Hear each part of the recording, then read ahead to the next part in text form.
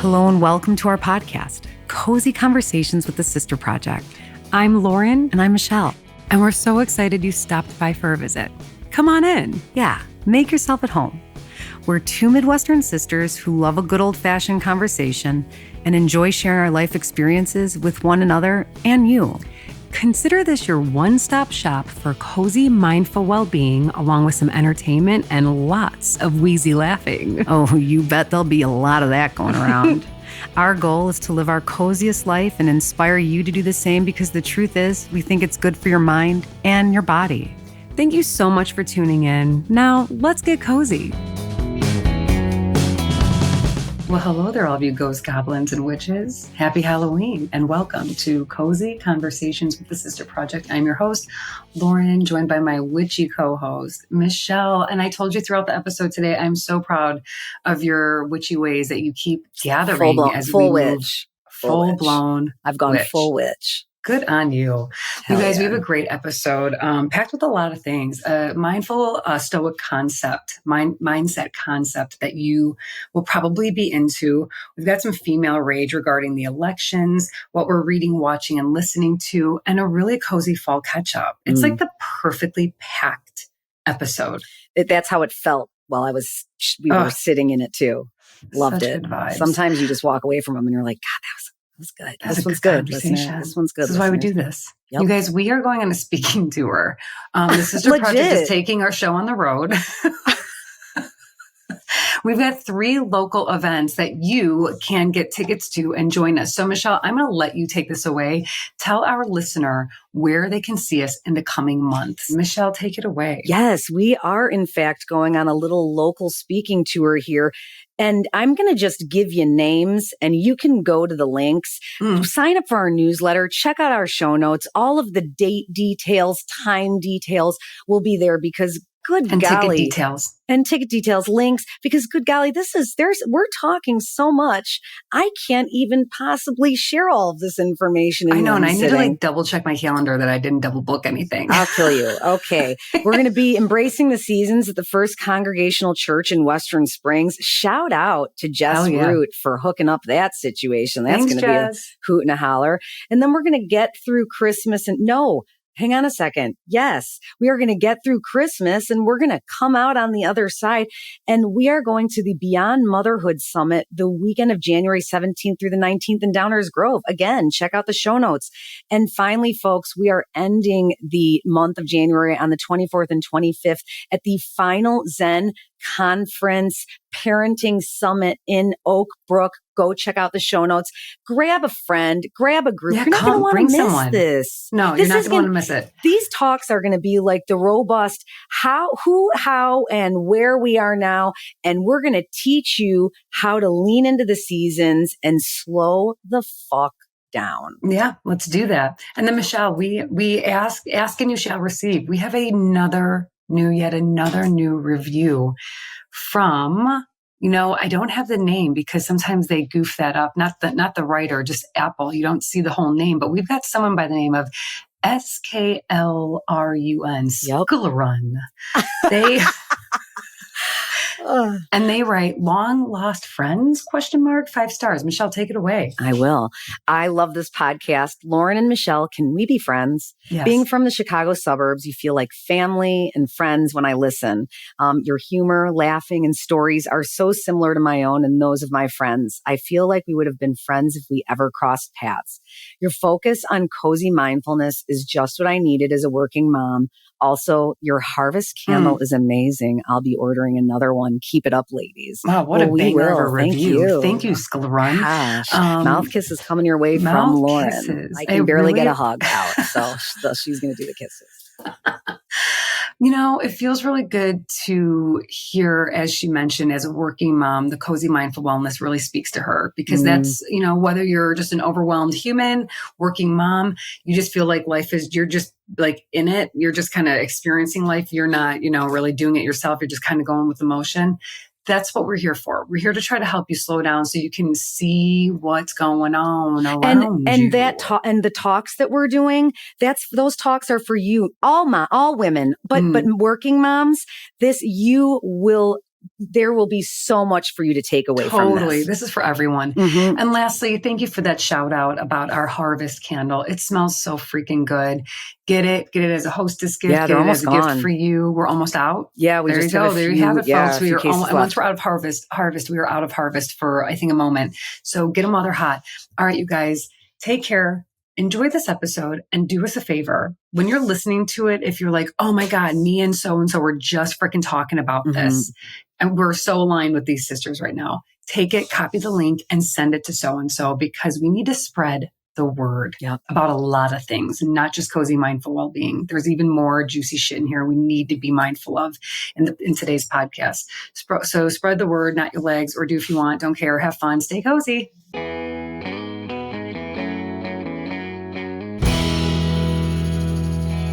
Did you happen to see Stevie Nicks on SNL? Michelle. Oh no, I didn't see her. Did you see her interview on Sunday morning? Yes, it's in our. That's we're talking about it today. We're talking about it. It's in our list. Did you read our show notes? Listen, I think that I need the show notes on Friday. I can't do the turnaround the turnaround with the show notes. Well, okay, fair enough. I do not have enough time. I did not sleep. I slept fine until 3, and then I woke up again at 3, and I felt like this hum of anxiety. So I busted out my Kindle. That's just election. That's election anxiety. You know what? Honestly, it wasn't. I had just teasing. No, it was. I could tell you what it was, but then I woke up later than I had anticipated, and it felt like a race against time. And here we are. Did you get to go back? Did you fall back asleep? I fell back asleep. Right. And then, and then I did not achieve my startup time for Monday, which is kind of a bugger. Well, you know what? I got to tell you something. Let's flip the script because not me. I got up early. I did my jumping jacks. I did my planks. No, I did my not. Twists and my arm flaps. You know what? I took 1,000 deep breaths. Have I taught you guys the breath that I found recently that I've been doing? The inhale through the nose, suck a little bit more air in through the nose, and then like circle your lips and push it out through your mouth. No. Okay, you guys listen to me.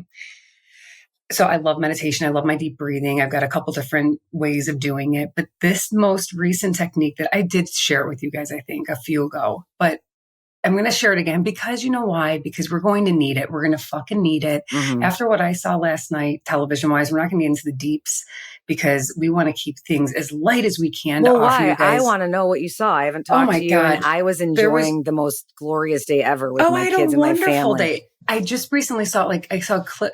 In my We Descent group, I started hearing some rumblings of basically the text was, oh my God, this rally, Madison Square Garden is so racist. And I was like, oh, that's Lord. So fucked up. Out loud on TV racist? That's got to be pretty intense. So scary.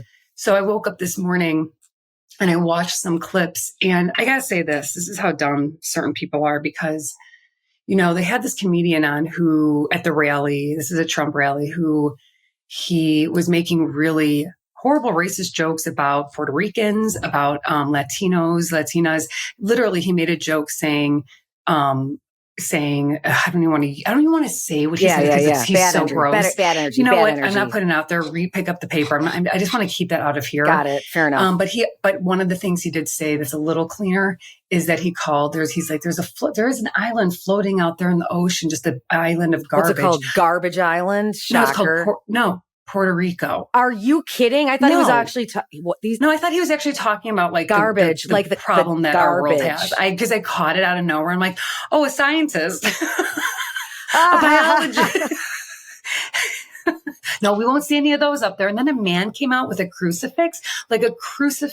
What? Not just a cross, with Jesus on the cross, calling Kamala the Antichrist. And I'm like, okay, that's how is but that's all funny. World? That's comedy, right? Is that comedy? It's funny, but the problem is it's propaganda, and there are Yahoo motherfuckers out there that see that believe that, and now it's really, really, funny for the moment. It's honestly terrifying rhetoric is what it is.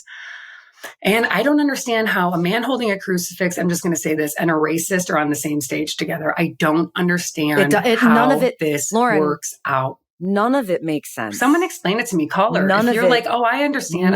None of it then makes call sense. me up and write me in. Let me know how this makes sense for the God-fearing people out there, how a cross and a racist join forces on a stage to champion a presidential candidate. Please tell me.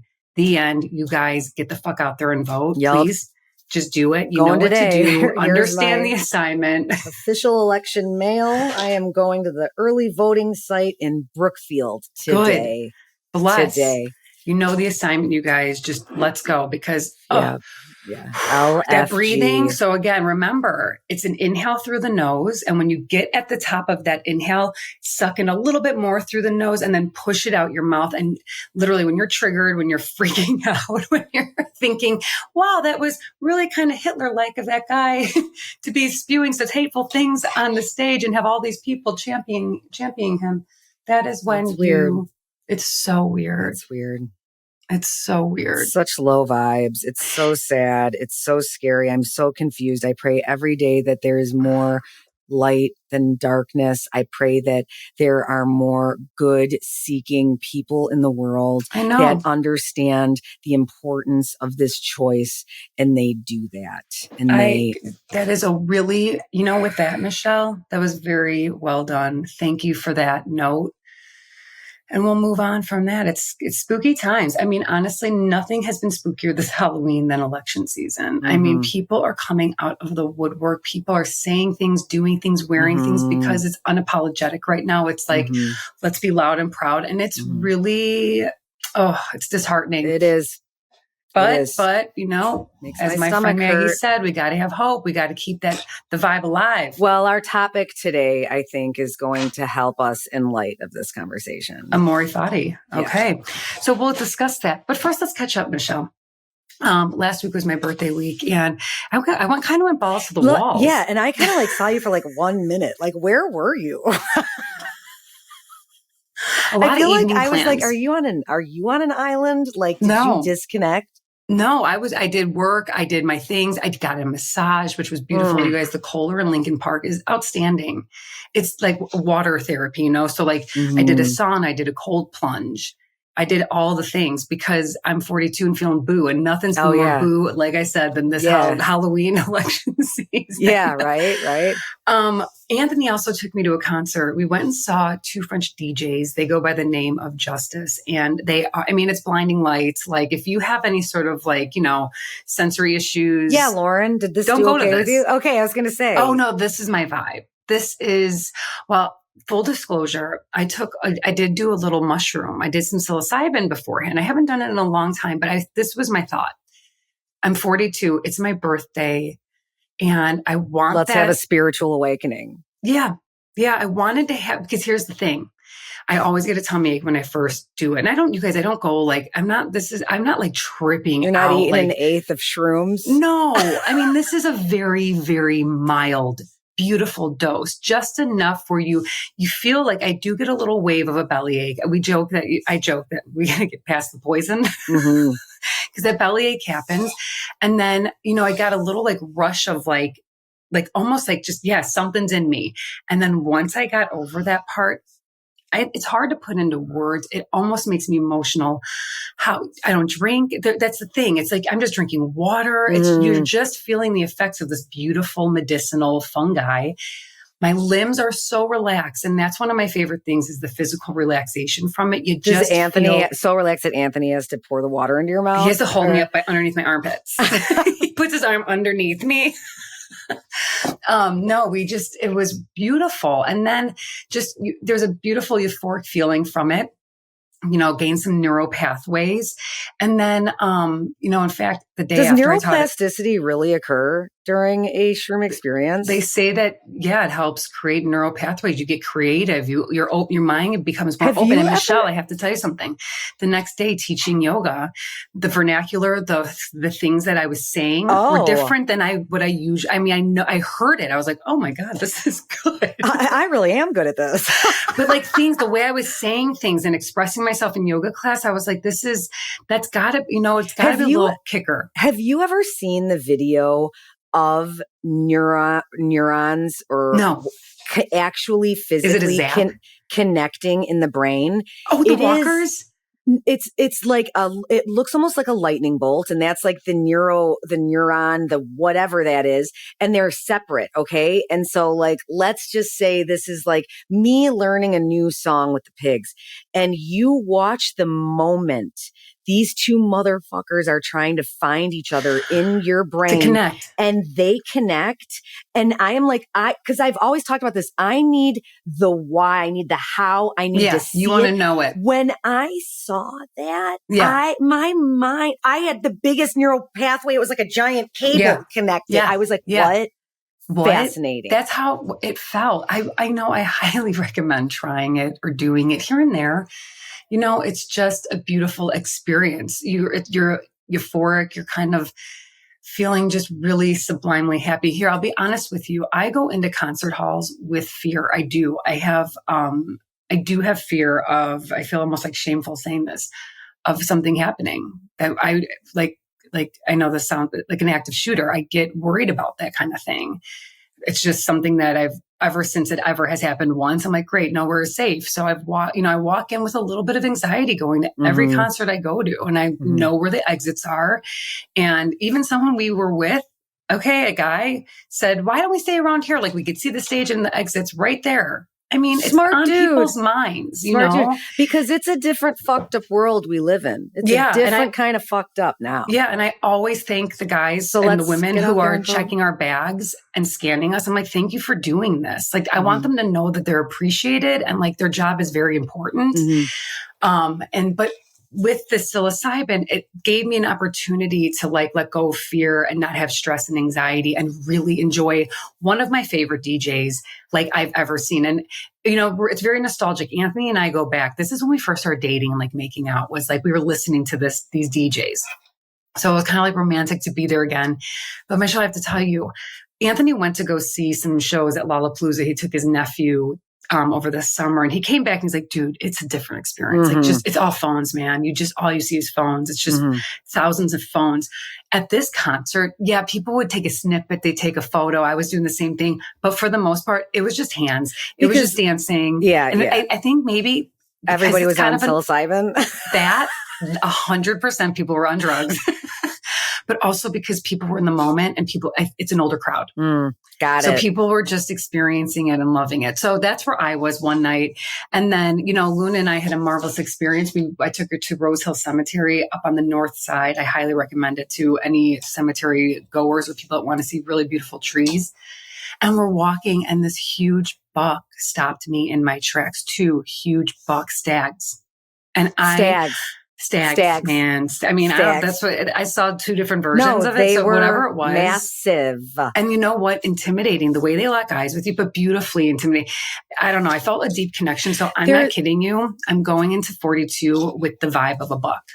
Love that. Yeah. It's my spirit animal for 42. Yes. I absolutely love that. That's super fucking cool. Yeah. Yeah. That's it. That works. That was a sign from nature. Love it. Yeah, it was. And so, other than that, I did a little herkadurkling, I told you. And you and I had a beautiful lunch together. I love, you know, we like to we do company celebrations at our business. So if you want to work for us, we'll celebrate you.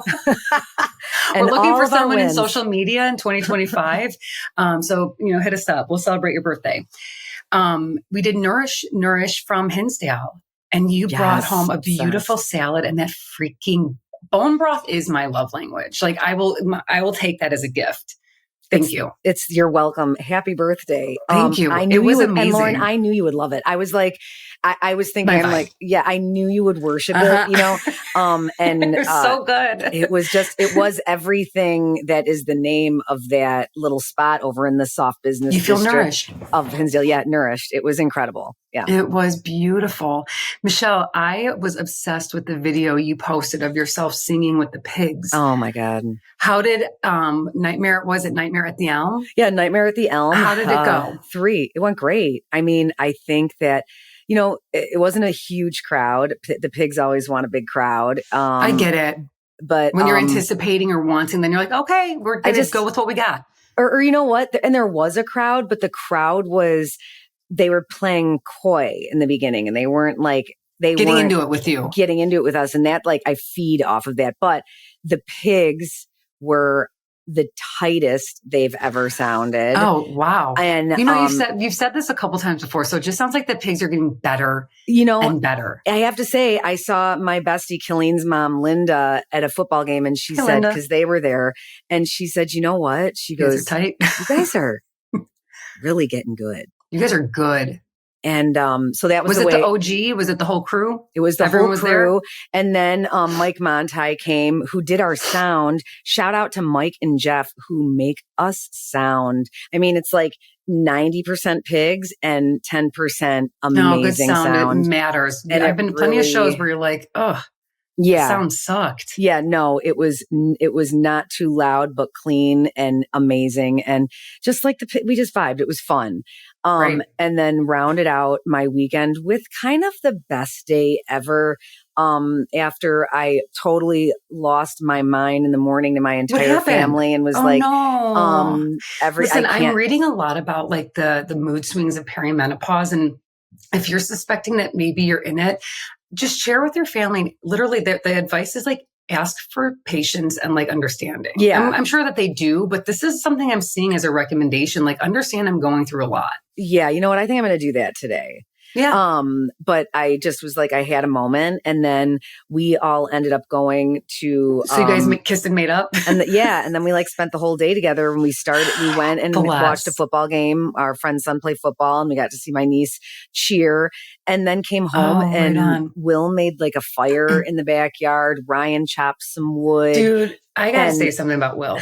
There's going to be a lucky lady. You don't even know. Oh my God! No, he's.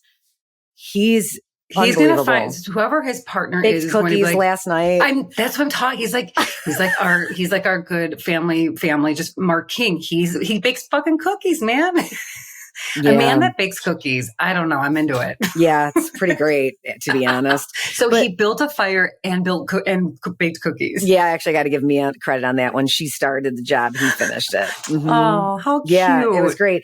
And I read, and we just chilled, and I read, and in like literally, I was sitting there thinking again, like crying. I mean, what's wrong with me? Perry's wrong with me. Were you crying because of your Tears book? Of Joy and my book. Tears of Joy and my book. Tears of Joy and my book. We'll get to that later. Just like it was just, and then ended the day with like a beautiful home cooked meal that Mia hated, but everybody else enjoyed. Well, that's too bad. And we worked through it. It was great. What did you make? This is actually my cozy mindful well-being, but I'll share it now. I have decided this week, as we enter into the Halloween week and the veil is thinning, that I am going Michelle, you are making me so proud. Thank you so much. Thank you. I really am I'm getting witchy. Getting witchy with it. And I'm like, I'm going to make something, or we're going to create something that connects us to those we've lost in our lives. So last night I made Carole King's meatloaf, our brother-in-law's mom's meatloaf, which is the best shit in town. And what makes it so good? The recipe calls for a third cup of milk, or I'm sorry, 3/4 cup of milk and 2 eggs. So it's very wet. It's a very wet, it's a very moist meatloaf. And then at the end, you slather on a mixture of brown sugar, ketchup, and dry mustard, and you kind of let it caramelize on top.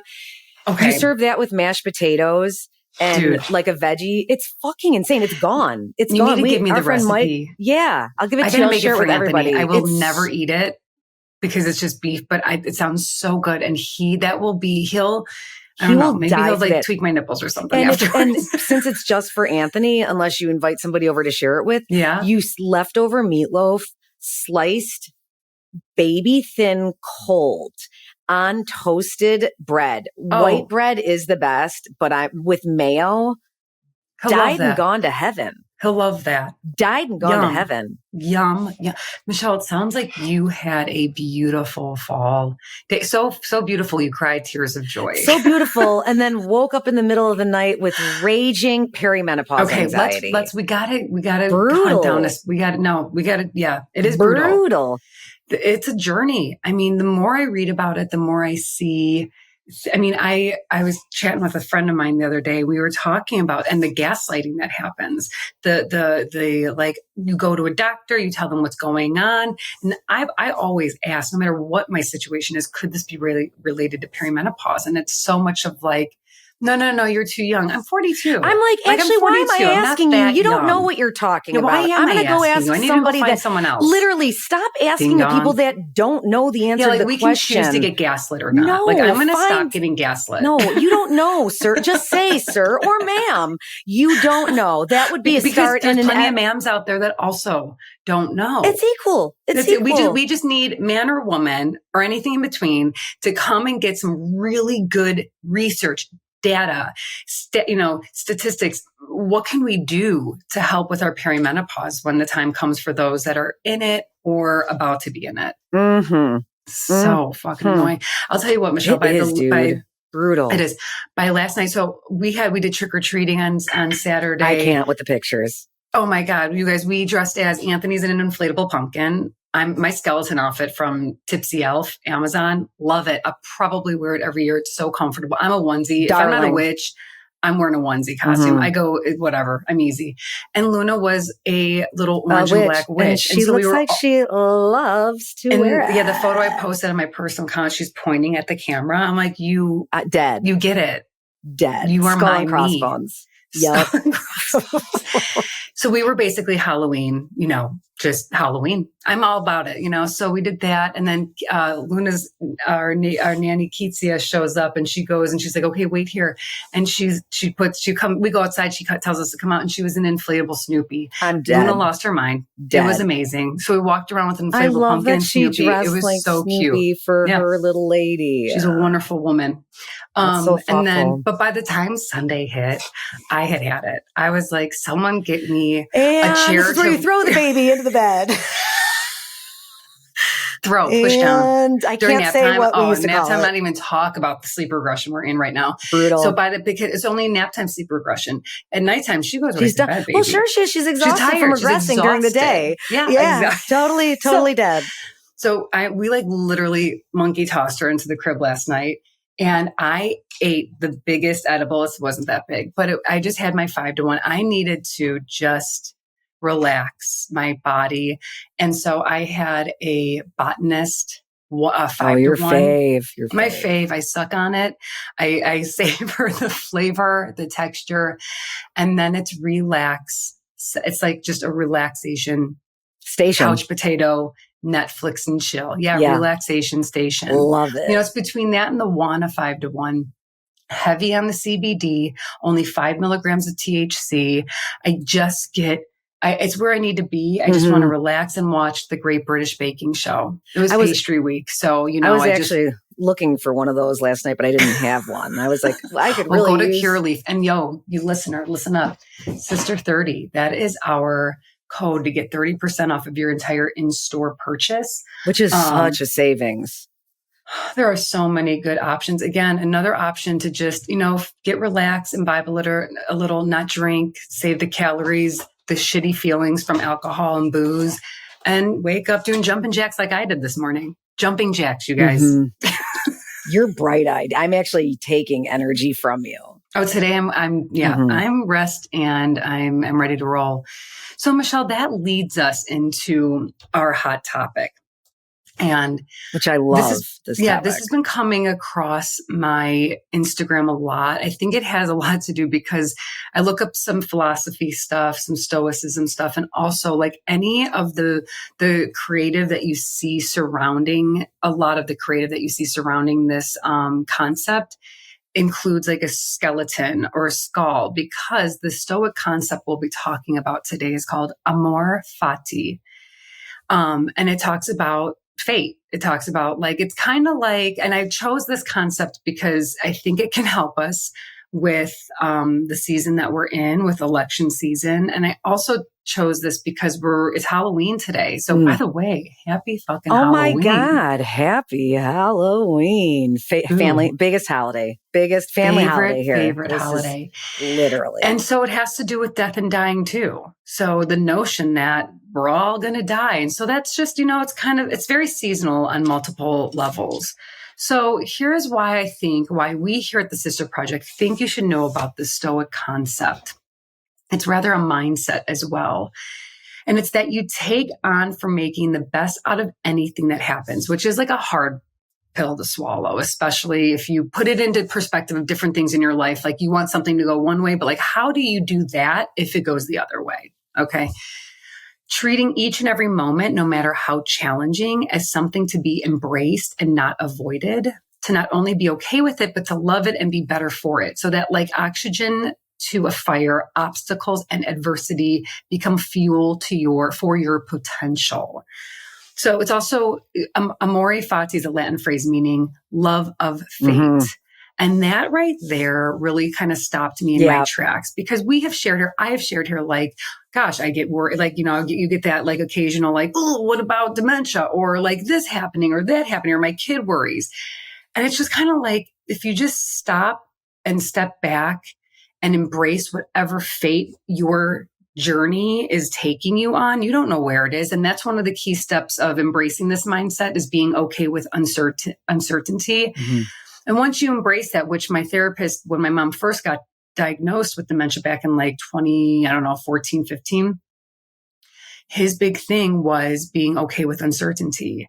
And that goes to show how he applies Stoicism in his therapy with his patients, which I thought was really beautiful. And I think that this Amor Fati is sort of like, you can't just decide one day. You can't just decide one day that you are going to embrace your fate. I mean, I suppose you could say those words, but I guess my point of what I'm saying is there's a practice to this. Oh, yeah. And Amor Fati is almost like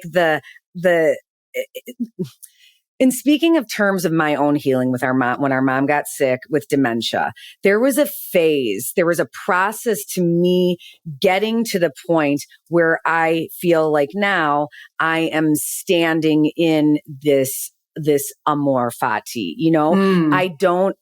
So it took you a long time to get there. It took me time. It took me work. Yeah. It took therapy.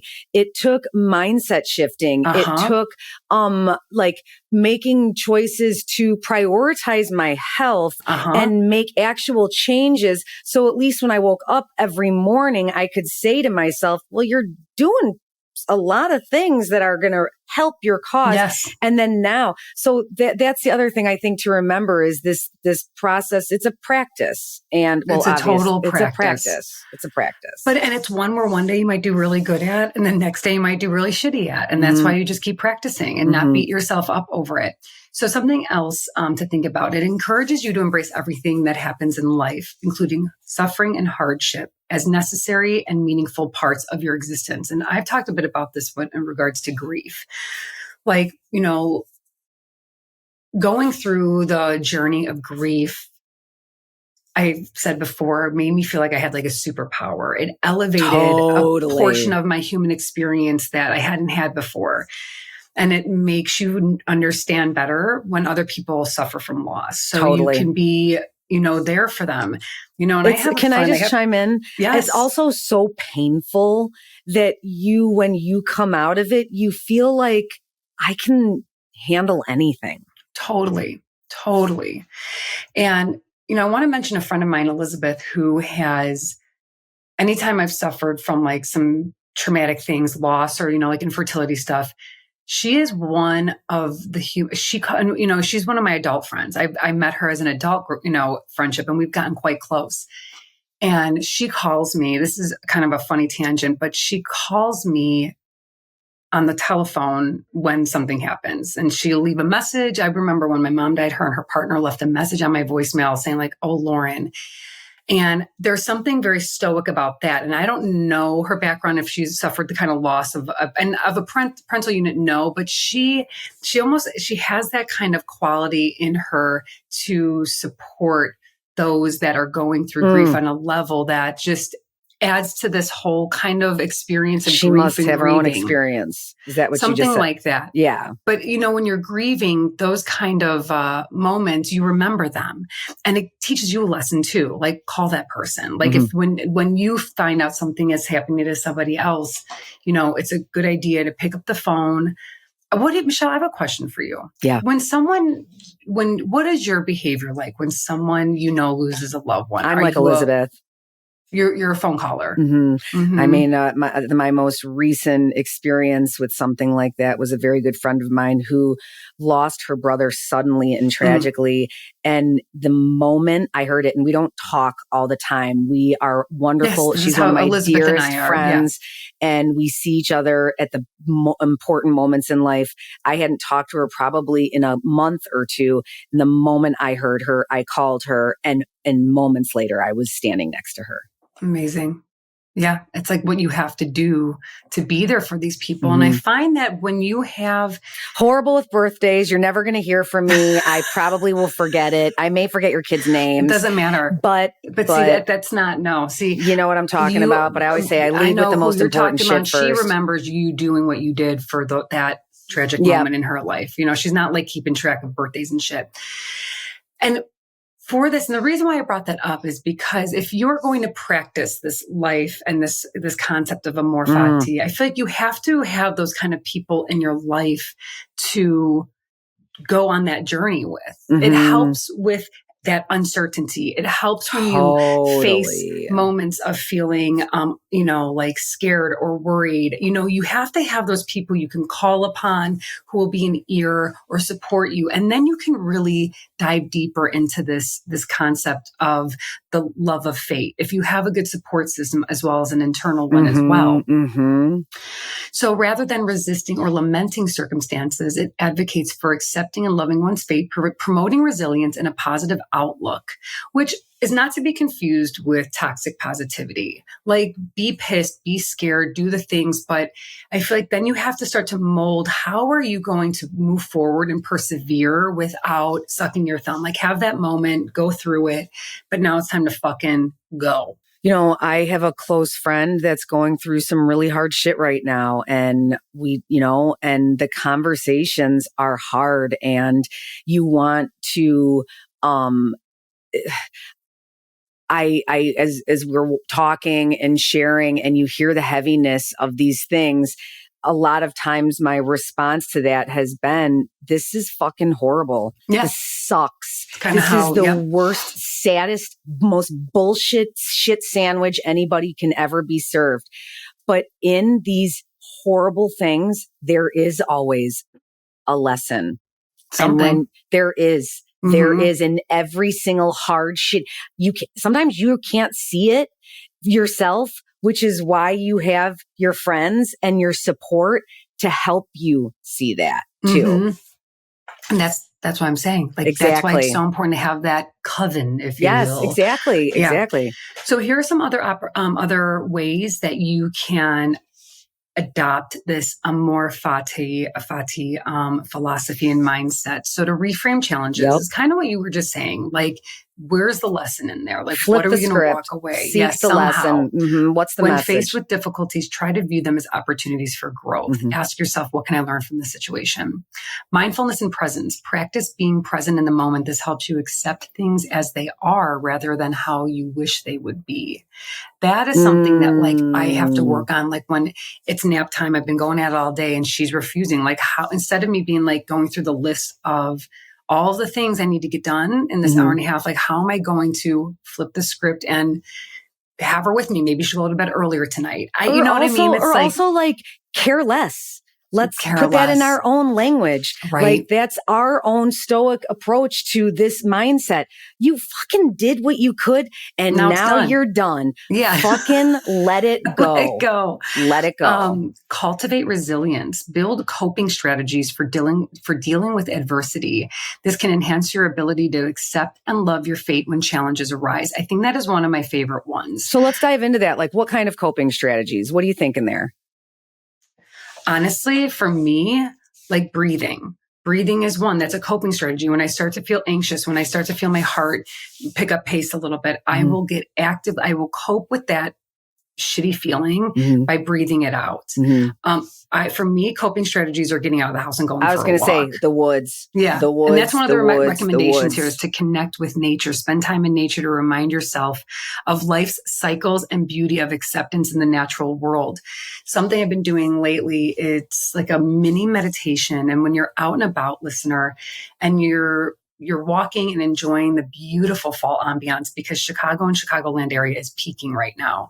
And when you see leaves begin to fall or slowly fall or quickly fall, get your eyes on them and just notice the path of it and breathe. So you're literally teleporting yourself instantaneously into the moment that you are in. And it's like a quickie meditation. It's just a snap and a moment where you will that's just, again, a way to kind of just tap into that get present. Parasympathetic. Yes, exactly. I'm going to really make you happy when I tell you this little tidbit, because it's going to lean into all this. Yesterday I'm walking into the football game with the fam, and I look up and I see the powder blue water tower in between LT and Garden Market. Iconic. And totally, it's like gold and blue too, which my friend Killeen was saying she bleeds. I'm like, get over it. She bleeds gold and blue. Obsessed. We loved it. Okay.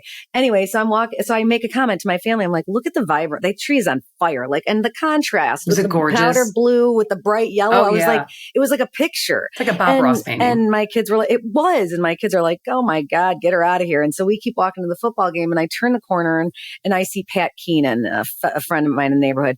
And he's like, hey, Michelle, he's like, after your story on Instagram, I just, want you to know I've been taking special notice. Look at all of this. And I was like, of the Pat, trees, of the leaves. Yes, look at all the leaves. Look at all He's the beauty. noticing nature. And I was like, Pat, thank you so much. I just was telling my family to take a look here. I'm like, the word is spreading. Yes. Thank you for listening and sharing. Sharing right? with you. Hey, Pat, thanks for listening. Love it. Another thing that I do that kind of is Amor Fati leaning into is a mantra that we're all going to die one day. That's basic, fact. You know what? You don't have to be a scientist or, brilliant to know that. This fear of death is also, this is new. Being feared, Stoics didn't fear death. People didn't fear death. Death was a part of life. There wasn't anyone going to the hospital. People are scared of pain, the suffering of their loved ones, the sadness that is going to happen when they're dead. Yeah, but again, that's Amor Fati. That's part of life. They're going to have to practice that when we're gone and dead, because that's just the way it is. That's just how it is. Mm-hmm. It's a beautiful thing. I mean, and one of the other things I do is, and it's not mentioned here, but I've mentioned a lot, my little altar with like my mom and like Egon stuff. And like right now, mom has like some leaves from outside around her with a little pumpkin. Like I celebrate the dead because, well, first of all, I wouldn't be here if it weren't from them. I have the experiences that I've had if it weren't for them. But also, I don't think that life ends when they're dead. Yeah, technically theirs does, but so much more goes on. Like I'm realizing that I'm teaching and doing with Luna what mom used to do to me. Mm. And I'm sharing some of my favorite memories with her. Like the laying in the leaves, looking at the sky, going to a cemetery. Mom did that to me, Totally. And I just really ran with it. And so I find that there's a lot of celebration in dead as well as, being alive and accepting that, we will all pass one day. This is a wonderful concept to look into, you guys. I highly recommend you go on your Instagram, especially these days, because it's going to get fucking wild in the next coming weeks and months. And follow, if you're on social media, follow some of these people, that give you these kind of lessons and mindful hacks so that you can keep yourself together when times get frustrating, overwhelming, and honestly quite scary. Because you'll have little nuggets that you can lean into. Okay, that is our segment for Amor Fati. So let's move on to reading, watching, and listening to. I'm reading a book that I've been reading for a while. I don't even care about talking about it. It's great, but I'm tired of even saying the name. Michelle, what are you reading? Well, I'm still reading My Dear Hamilton, and I do want to talk about it because it's a wonderful story. And last night, listen, if you don't know the story of Hamilton at this point, then you're not a real American and you're not a real patriot. Holy okay? Because his son, you're because his son died. So spoiler alert, his son son got shot and fighting for his father's honor in a duel. Okay. Oh God, that's so sad. And it's horrible. And the point where Eliza and Alexander are laying in between him in bed, laboring him to the other side because he is shot in a place where they've hit a major organ and he is not going to recover. And they know he's dying. It is the most, just to be a parent, to read that in a way, and read that loss. And that's the other reason I was crying outside when I was sitting with my family. Too. That is so profoundly tragic. It was so tragic. And now as a parent, it just flips everything upside down. But so beautiful. And again, back to everything that we're talking about. During this time, during American history, when the country then was going through insane challenges and the conspiracies and the lies and the murder. So this is something that's been happening forever. You're saying like conspiracies. The beginning of time. The only thing is the time then was there was a whole bunch of people that believed everybody was equal and should be free. And that is what I am taking from this. And this is my lesson in this kind of weird ass nightmare that we're living, is that we are going to get through it no matter what. And we are all going to watch everybody learn a whole lot. Wow. That's one way to put it. You're absolutely right. Yeah. Years from now, it's going to be something to talk about. Maybe somebody's going to make a big choice when they go and cast their ballot. And then down the road.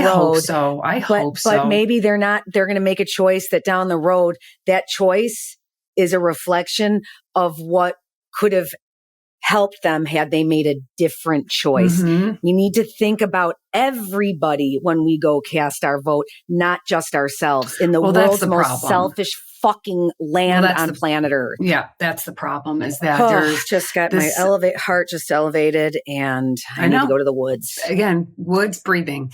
Watch those leaves fall. Yeah, we are lacking empathy like I've never seen before. Mother of God. The chanting, so send scary. Them back, is so World War II. It's real creepy. Scary. Super spooky. Watching. Lessons all around, lessons all around. Dear Lord Jesus, give us lessons all around. I can't. I have been binging a lot, which is kind of great. I was watching, I watched a couple things, so you don't have to. Trap. You're going to see it all over the place. I heard I shouldn't watch it. Yeah, starring, you might want to, Michelle will watch it, but that was amazing because it's shit. Michelle will be like, I loved it. There's I need you to watch it so you can report back how much you liked it. 5 stars. 5 stars. Starring the ever so handsome and 90s, early 2000s, like crush Josh Hartnett, directed by M. Night Shyamalan, who I have loved some of his movies. But now you don't like him as much. He's kind of just like, I don't know. It's just not as captivating. It's whatever. It's not worth it, you guys. I say skip it. If you want something scary, that's kind of like a Silence of the Lambs wannabe, and you want to get spooked this Halloween season, Longlegs, starring Nicolas Cage, is scary. It's scary. It's creepy. Trigger warning. It's kind of intense. But if you are looking for something like that, I would say give it a watch. It's not outstanding. There's better horror movies. But all in all, what I really want to talk about is what I watched yesterday, my cozy Sunday. Because Luna and I on the couch, and she watches, we watch Sunday morning on CBS. My friend Maggie and Hillary, they both got me really hooked on the show. And for a while I wasn't watching it, and now I'm back on it. What time does it fun facts. What? When does it start? 8 a.m. on8 Sundays. a.m. Okay. Yeah, you get these like fun facts, and then they do different segments. And a couple of things to note here is that there were several segments yesterday, all of which featured prominent individuals in their 70s. Love that. Like creating, storytelling, honestly, sharing their gifts with the world. Ken Burns, who is writer, director. People know him because he is very vocal about his political views. I mean, he does not beat around the bush.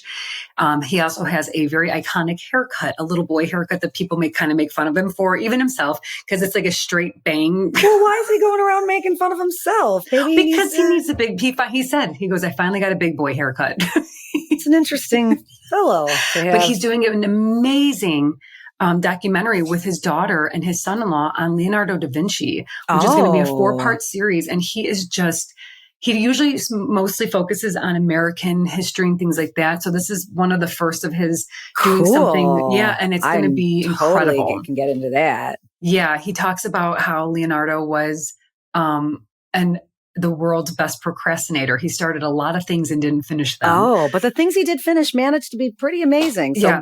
God. But he was super curious. He wanted to know how everything worked. He would dissect a corpse just to understand organs so that he can paint them better, understand how the human body works. He wanted to make things, he was an inventor. I mean, it's really cool. So there's that. And then Ray Fiennes was on because he's in a new movie coming up called Conclave about the popes, which is going to be, I think, very, very good. And then I waited to watch a story on Stevie Nicks. Stevie Nicks, lead singer of Fleetwood Mac. Worship. So, I mean, her look, talk about iconic. Her look back in the day with her shaggy bangs. Oh, dude, she was so hot. With her dusters. So hot. So she's 70 something and she is on the CBS morning show because she, was recently on SNL and she was scared shitless. She talks about how she said no at first, that she did not, and they go, why? She goes, because it's taped live. And I got to say, nope, I don't want to do it. But she had written a song about female empowerment and women using their voices. And so she said, listen, when Roe v. Wade was struck down or, taken away, basically, people kept saying, someone's got to do something. Someone's got to do something. And she's like, well, I'll do something because I have been there. I've done that. And she goes on to tell a story. So she wrote this song, but then she goes on to tell a story. This is one you don't hear as often. We hear a lot of women getting, going to seek healthcare because their lives are in jeopardy or the baby's life is not, viable or compatible with life, rather, or they're a victim of something sexual horrible. abuse. But here we have Stevie Nicks talking about why she chose a certain route in her life because of what she wanted in her fucking life, what she wanted to do with her own mind and body. And I give her so much credit for sharing this message. And I want to preface her with saying, she said, I don't give a fuck if people are mad at me about it because this is my life. Yeah, be mad. Be mad. If you want to sit in your home listening to her story and be mad, get a fucking life. Because this woman, what happened was, Michelle, do you know the story? Yeah. So she actually, this is so important because she actually took the precautionary measures. Oh, that's right. To not become a mom. She had an IUD and she had a good gynecologist. She was doing the thing that she wanted to do so she could choose the path that she was on. She got pregnant with Don Henley's child and she was and Fleetwood was getting huge. Yeah, there was a couple things too. And her and Lindsay had broken up a couple years prior. Yep. It would have caused a ruckus. It caused a ruckus. And she said too, she even said having Don Henley's baby was not in my cards. That wasn't going to help. That's another thing, forcing a woman to be joint with another human that you don't What are we prisoners? It's ridiculous. Are we property? I don't understand how this works. So she shares, so she decided to go and have an abortion early on and take care of this because again, her birth control failed her. Yeah. And she talked about how she loved her doctor too, which really made, she's like, I had a wonderful gynecologist. I did everything probably right. Had no clue about menopause, but go on. Yeah, probably same. Yeah. Yeah. Or that IUD that she put in there. But in any case, she chose a life that she wanted. She said, I can't be a good mom and be the singer. But she actually also said, had I been a mom, I would have been a really good mom. But she probably would have stepped away from Fleetwood Mac. Totally. But she also said, but I chose this. And she wasn't, so happens I was pretty good at this. This worked out for me. She's pretty good. Twice, the only woman to be inducted in the Hall of Fame of Rock and Roll. And 2 times she has been put in there. And she, her lyrics, everything about that woman, she is so strong and passionate about what she does. And she wears her best friend's ashes in a heart around her neck. And when she talks about the loss of her best friend, it's just, and we just see her a woman who was able to take control of a decision in her life and move forward with it and do what she wanted. And for anyone to think that privilege should be taken away from us needs to get their head checked. Totally. I said it. I'm sorry. Why wouldn't you? I don't care. That's the mood I'm in these days. Neither do I. Listening. So I'm not listening to anything, although I was about 12 and a half hours into Pet Sematary because I'm binging it. It's so good. Unbelievable. And Michelle, wouldn't you know it, it stops playing and I get a notice, you have run out of minutes. And I was about 30 minutes to the end. That happened to me. And then I had to get the book on Libby. Annoyed. Yeah, it's a real So on November 1st, I'll read it. I'll finish listening to it. Okay, cool, guys. Cool, guys. Well, that ends our spicy female rage, do the right thing, you know what to do, stay cozy, all that bullshit episode. And I feel good about it because, these are important things to bring up, to talk about. And I'm really happy, Michelle, that I get to do it with you. Same, Lauren. Wouldn't it suck if you were not aligned? We weren't aligned. We wouldn't be working together. We probably have 40 billion followers. You know what? We totally would. But I'm good with our follower count right now, just as we are. And listen, I just want you to know something because I love doing this with you too. It's my favorite part of the job. And even if we didn't have a mic, we always say this, I would still do it. But to reaffirm where you feel and what we're doing here, I want to tell you that I met a couple of gals at my pig gig at the corner of the bar at the Elm. The corner of the bar. I'm obsessed. And they said, we love your podcast and we love you guys and what you talk about. Thank you. Thank you. And I want to say howdy do to you and thank you. And also, are we stay cozying this yet? No, because we have to do cozy mindful well-being. Let's go. I love it. I think, because we're feeling it. That's okay. Herkle Durkle, baby. Do it. Instead of rushing out of bed, one day this week, get up a little bit early, grab your book, do whatever you want. And just spend a couple 10 minutes in bed before getting out, reading, whatever. Watch that episode or whatever you want. Who cares? Listen to cozy. Herkle Durkle, baby. Yeah. Michelle, what about you? I shared earlier that I'm making things of people that have passed in an effort to connect to them. And that it's almost like a call out to listeners, like if you're looking for a way to connect or remember somebody that you love, try that. Bake the cookies that grandma made or grandpa, or, make the soup, or I don't know, ding dong ditch that asshole down the street because your mom said it was okay. Our mom literally she would basically go tell us to go teepee someone's house. She's like, get out of here, go teepee someone's No, first she would take us to Sam's to get the toilet paper. And then she would say, get the hell out of here. So in honor of our mom, go teepee someone's house. Happy Halloween, all of you witches. And stay cozy, everybody. Thank you for joining us for today's cozy conversation. For more of The Sister Project, check us out on Instagram at The Sister Proj and our website, www.thesisterprojectblog.com. Don't forget to subscribe to our podcast and maybe even drop us a review. Until next time, stay cozy.